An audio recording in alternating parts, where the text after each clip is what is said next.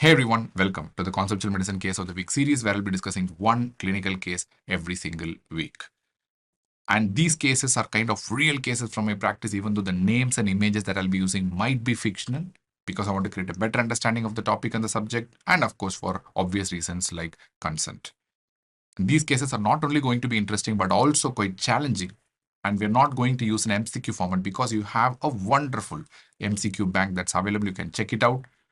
And these cases, why I'm discussing the sequence format is the fact that you need to start thinking like a consultant. Because I believe that 50% of consultants are created during residency itself. And you need to know how a patient is going to present. If a particular presentation is there, what could be the differential diagnosis? And then work up the case. And after workup, what is the differential diagnosis? How to confirm the diagnosis? What are the tests required? How to treat those cases? And how to manage the side effects of a particular drug?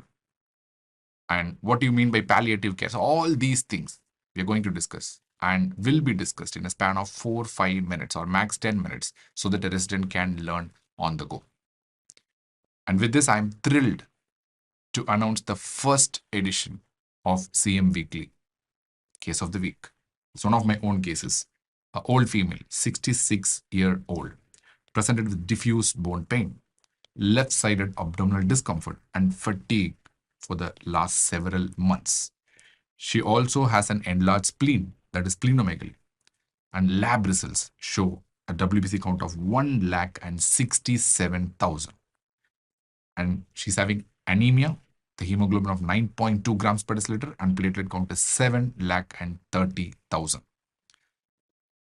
So just by the look of it, this looks like a CML to me.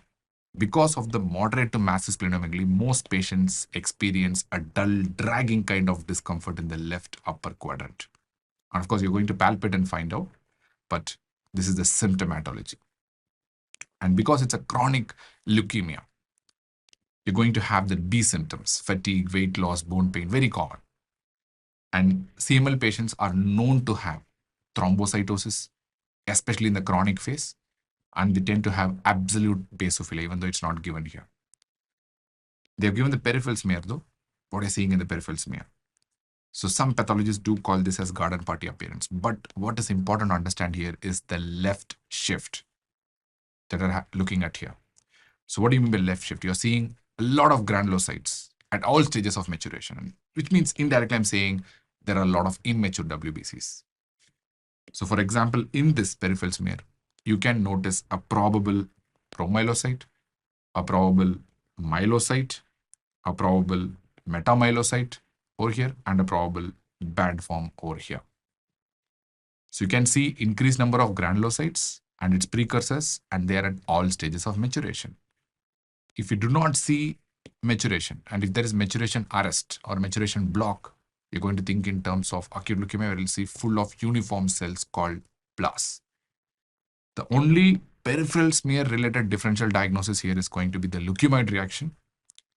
We're going to see the left shift, which can happen in innumerable conditions, especially infections and sepsis, but the patient's clinical presentation is not compatible with leukemioid reaction. In the past, they tend to differentiate leukemioid reaction from CML using something called lab score, that is leukocyte alkaline phosphatase score, where lab score will be decreased in CML and it will be increased in leukemioid reaction. So of course, I can clearly say this chronic presentation, elevated WBC and platelets being elevated, patient being anemic, not much of a febrile illness recently, I will say this picture is very much compatible with CML. And knowing that this is a likely case of CML, what are you going to do? You're going to do a bone marrow aspirate and you're going to send it for cytogenetic. Cytogenetic means you can do karyotyping or FISH. Very commonly, we do something called FISH. And what is the expected chromosomal abnormality? It is the T922 translocation, which is also referred to as Philadelphia chromosome. Here you're going to have something called BCR-ABL fusion. And this abnormal fusion kinase is the one that's responsible for increased number of granulocyte precursors. And that's why it's a leukemia. So this is the expected chromosomal abnormality. According to WHO, without this T922 BCR-ABL fusion, you cannot diagnose CML. It should be there 100% of the cases. You cannot diagnose CML. But if you ask me whether T922 translocation is specific for CML or not, answer is no. It can be seen in a lot of adult ALL cases, almost 20%. And you can see in a lot of AML case as well, like around like 2 to 3%, of course. So Philadelphia positivity is not very specific for CML, but without that, you cannot diagnose CML. So you need to consider the clinical picture, the blast count, plus at the same time, the Philadelphia chromosome to find out whether the patient is having CML or not. So this is a clear-cut case of CML. And this patient was treated with Imatinib at a dose of 400 milligrams per day.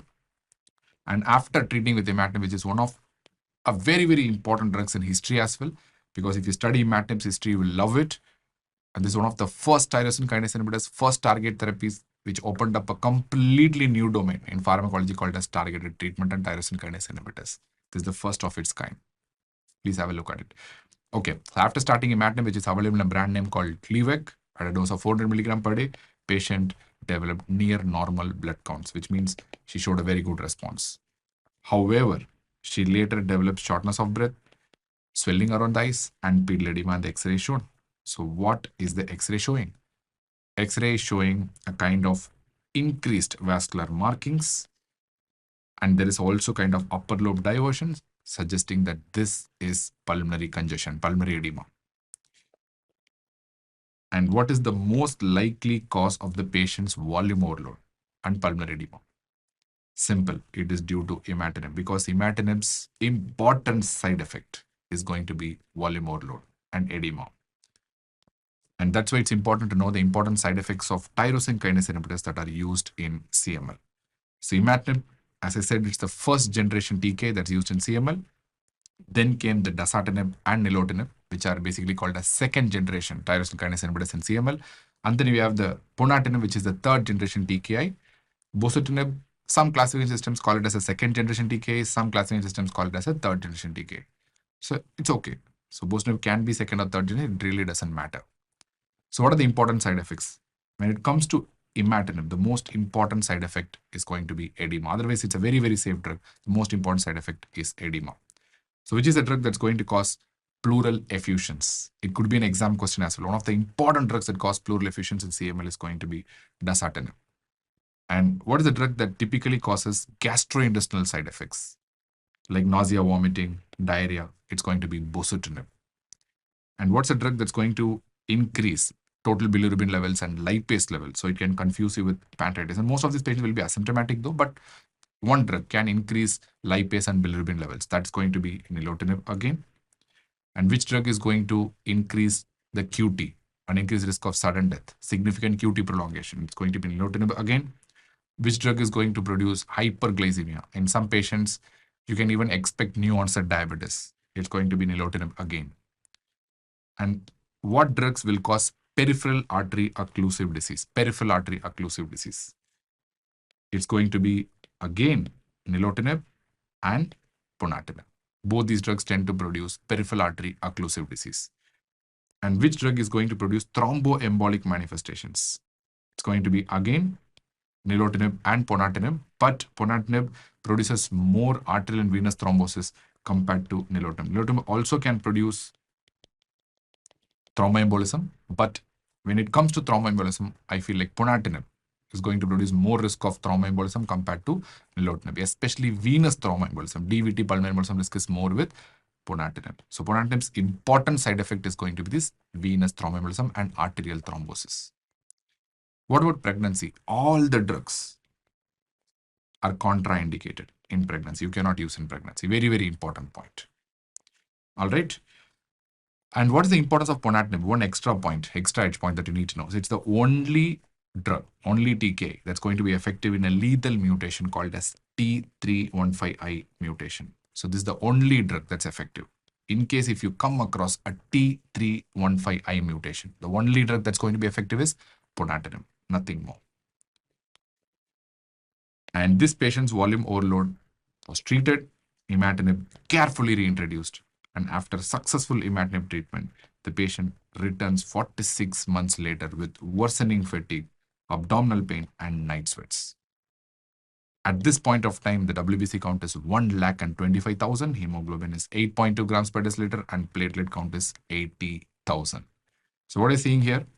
Patient is having elevated WBC count with other two lineages being suppressed. This is a typical finding that is seen in any acute leukemia, right? WBCs will be elevated, we'll see a lot of blasts, and other two lineages will be suppressed. Typical finding in a leukemia. This is how you diagnose leukemia in practice. And what the peripheral smear has to offer. Now you can see a lot of uniform looking cells. Previously, the smear showed a lot of non-uniform cells, right? At different stages of maturation. Now you're seeing a lot of uniform cells with a high NC ratio. And if you look at these cells, their cytoplasm is more granular in nature, confirming that this is a myeloid cell. And because I'm seeing uniform cells with high NC ratio, I'm going to call this as blasts. And because it's from myeloid lineage, these are myeloid blasts. We know that CML can go for blast crisis. And the most likely explanation for her current presentation right now is going to be transformation to acute myeloid leukemia. And anyway, we're going to continue tyrosine kinase inhibitors even in patients who get a myeloid transformation or myeloid leukemic transformation. But we need to start with AML-like chemotherapy, depending on the other issues like cytogenetics. And that's how this case ended up. And that's it. Thank you very much.